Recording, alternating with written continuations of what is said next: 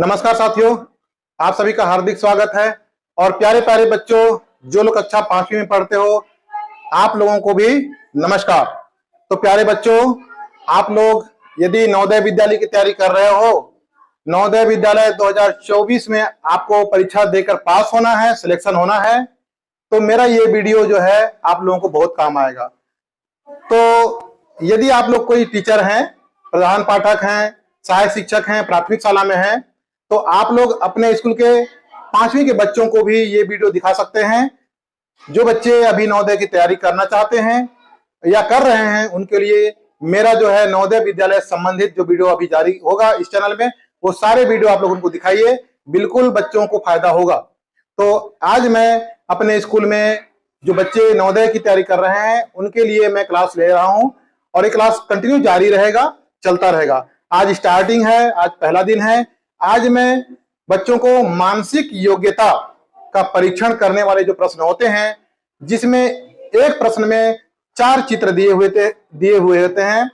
4 चित्रों में से कोई एक चित्र बिल्कुल भिन्न होता है, अलग होता है। उन चित्रों को पहचानना है और पहचानने के बाद उसको अलग करना है या उस पर टिक करना है। अक्सर ऐसा होता है कि एक प्रश्न में 4 चित्र दिए हुए रहते हैं। 4 चित्रों में से कोई एक भिन्न होता है, उनको अलग करना होता है और उसी पर टिक करना है। अगर चित्र नंबर 1 में ए रखा है, दूसरे पे बी रखा है, तीसरे पे सी रखा है, चौथे पे डी, तो जो उसमें से जो भी कोई एक होगा, जो अलग होगा, भिन्न होगा, उस वाले नंबर को टिक करना है और उसको आंसर पे लिखना है। तो साथियों, आप लोग मेरा चैनल अभी सब्सक्राइब कर लीजिए तत्काल। और प्यारे प्यारे बच्चों, जो लोग सीखना चाहते हो, नवोदय विद्यालय में सिलेक्शन होना चाहते हो, वो लोग भी मेरे चैनल को सब्सक्राइब कर लीजिए। साथ में आप लोग शिक्षक हैं, जो भी कहीं के भी होंगे प्राथमिक शाला में, तो वो भी आप लोग मेरे चैनल को सब्सक्राइब कर लीजिए और अपने बच्चों को भी सब्सक्राइब करवा लीजिए, जो नवोदय विद्यालय की तैयारी करना चाहते हैं। मैं एकदम बारीकी से, बहुत सावधानी से और धीरे धीरे समझाने की कोशिश करूंगा, ताकि बच्चे जो है आसानी से नवोदय विद्यालय के प्रश्नों को समझ सकें और नवोदय विद्यालय के लिए क्वालिफाइड हो पाए। तो चलते हैं। आज मैं केवल 4 प्रश्नों पर बात करूंगा, जिन पर जो है हमको भिन्नता को छांटना है, अर्थात जो अलग है उसको छांटना है। केवल 4 प्रश्न आज ले रहा हूं। 4 प्रश्नों के चित्र होंगे। पहले प्रश्न में 4 चित्र, दूसरे में 4 चित्र, तीसरे में 4 चित्र और चौथे में 4 चित्र, और उनमें से ही एक एक को अलग करना है और वही उसके सही उत्तर होंगे, बच्चों को समझाते हुए। तो चलते हैं समझाने की ओर, कक्षा की ओर। तो आज हम लोग यहाँ पर देख रहे हैं कि नवोदय विद्यालय में जो है मानसिक योग्यता परीक्षण के लिए जो प्रश्न आते हैं, वो प्रश्न चित्र वाले रहते हैं और इस प्रकार से है, जैसे यहाँ 1 2 3 4, ये 4 प्रश्न इसमें दिए हुए हैं। ये प्रश्न है। पहले प्रश्न में ए बी सी डी कितने डब्बे हैं? 4। कितने डब्बे हैं? 4 डब्बे हैं। अब चारों डब्बों के अंदर में क्या बने हुए हैं? चित्र बने हुए हैं। अब देखते हैं कि इन चारों डब्बों में से कौन सा डब्बा का चित्र जो है चारों में से अलग है, उसको देखते हैं। ठीक है? ठीक है जी। हाँ, पहले डब्बे में देखते हैं। तो तीर बना हुआ है, दूसरे में भी तीर बना हुआ है, तीसरे में भी तीर बना हुआ है और चौथे में भी तीर बना हुआ है ना? ठीक। अब तीर तो सब में बराबर हो गया, कोई अंतर नहीं लगा। अब यहाँ देखते हैं सबसे पहले डब्बे में तीर के जस्ट नीचे इन लाइनों को हम लोग गिनते हैं। 1 2 3 4, इसमें 4 हैं। इसमें गिनते हैं 1 2 3 4, इसमें भी 4 लाइन है। इसमें देखते हैं 1 2 3 4, इसमें भी 4 हैं। यहाँ देखते हैं 1 2 3 4।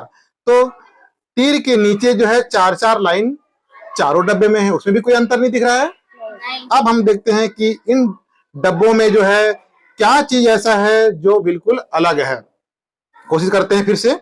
तो यहाँ देखते हैं कि तीर के निशान के नीचे जो लाइन है वो सबसे बड़ा लाइन है, फिर छोटा लाइन, फिर छोटा लाइन, फिर आखिरी में सबसे छोटा। यहाँ सबसे ऊपर में कौन सा लाइन है? बड़ा लाइन है। यहाँ देखते हैं तीर के पीछे यहाँ भी बड़ा लाइन है और क्रम से छोटा होता गया है। यहाँ देखते हैं इस तीर के निशान में देखते हैं तो यहाँ पर छोटा लाइन पहले है, उसके बाद बड़ा बड़ा और आखिरी में सबसे बड़ा है। आखिरी वाला लाइन में देखते हैं तो इस लाइन में देखते हैं कि तीर के निशान के बाद बड़ा लाइन है, फिर छोटा होता हुआ गया। तो इसमें सी में बी में और ए में देख रहे हैं कि तीर के निशान के बाद सबसे बड़ा लाइन है, जबकि सी वाले में देखते हैं तीर के निशान के जस्ट नीचे डंडे में छोटा लाइन से शुरू हो रहा है। तो इस आधार पर इसका उत्तर कौन सा अलग हो जाएगा? सी वाला। सी नंबर जो है बिल्कुल सही हो जाता है। ये हमको इसको चूज करना है, इसको चयन करना है, और चयन करने के बाद जो OMR शीट रहेगा उसमें जहां पर सी वाला कॉलम रहेगा 1 नंबर का, उसको हम गोला करते हुए रगड़ देना है, हमको भरना है। ठीक है। दूसरा प्रश्न, दूसरे प्रश्न में हम देख रहे हैं दूसरे डब्बे में, दूसरे प्रश्न के पहले डब्बे में जो है गुणा का चिन्ह है, इसमें भी गुणा का चिन्ह है, इसमें भी गुणा का चिन्ह है, इसमें भी गुणा का चिन्ह है, सभी में गुणा का चिन्ह है, लेकिन अंतर क्या है अब हमको ये देखना है।